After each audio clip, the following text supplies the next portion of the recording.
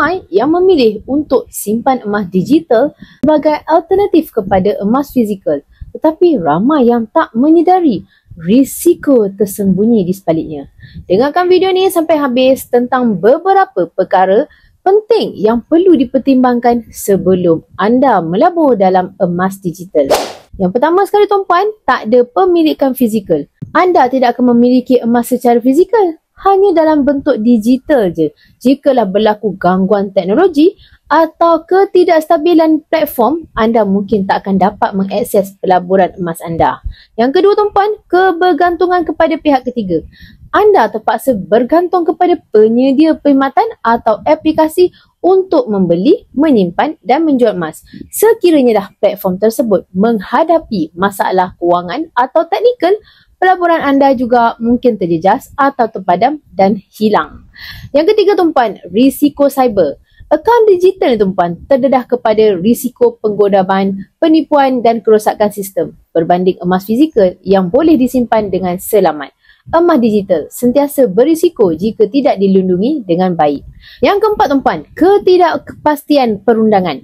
Tak semua negara mempunyai undang-undang yang jelas mengenai pemilikan emas digital. Ini boleh menjadi isu jika penyedia perkhidmatan menghadapi masalah atau ditutup tanpa amaran.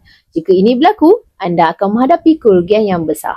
Yang kelima, kos tersembunyi. Sesetengah platform mengenakan yuran transaksi penyimpanan atau pengeluaran yang mungkin tidak jelas kepada pelabur. Pastikan anda memahami kos sebenar sebelum membuat keputusan. Keenam, kepatuhan syariah. Emas digital yang tidak bersandarkan kepada emas fizikal atau yang hanya wujud sebagai nombor dalam sistem tanpa sandaran aset sebenar adalah tidak patuh syariah kerana ia boleh dianggap sebagai spekulasi iaitu gharar atau transaksi tanpa pemilikan jelas. Namun, kepatuhan syariah bukan hanya bergantung kepada aspek pemilikan fizikal sahaja. Faktor lain seperti akad yang jelas, tak ada unsur riba dan tak ada manipulasi harga juga memainkan peranan yang penting. Oleh itu, sebelum melabur dalam emas digital, pastikan ianya diiktiraf sebagai patuh syariah oleh badan berautoriti seperti Majlis Penasihat Syariah Bank Negara Malaysia atau Suruhanjaya Security Malaysia. Nak mudah? Pilih saja platform simpanan emas Public Gold yang diiktiraf patuh syariah oleh syarikat Amani Advisor.